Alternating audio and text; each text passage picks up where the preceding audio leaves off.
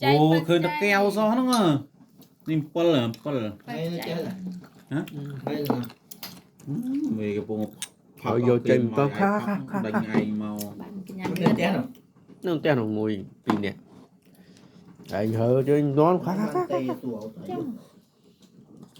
nó chăm mấy tiết nó tiết cái đây dân bạc vô nó cái bàn tay ổ thấy nè cái giật thay không cái giật thay ấy Bàn mơ đấy nhìn nhọn đánh ai nó mới từ mơ ra rắn á thằng dậy nó phong tha ở vô từ từng o đây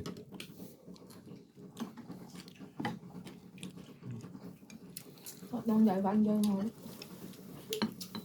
và pu nó càng quát lụa thao chân đà xê kè cái bài giờ ngay hào đấy.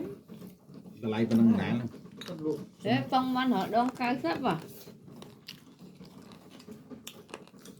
còn món lụa trái Xe phong mấy văn xe mấy pon hành đã. mi rồi tinh sẽ ăn thắc à Xe mấy pon đã. Thì nhó tinh đang phong món.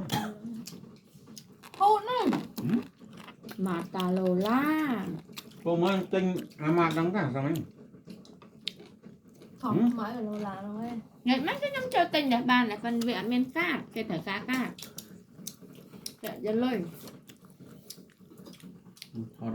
không sờ bà chơi sờ bà em nè mới nátหัวใจcái dọc cạn trong kia toàn đấy lùi toàn hiệp cho nó chứ Lùi là một lùi cả là một Thả nó. ra đi, thả ra đi. Lùi của mình. Không thật.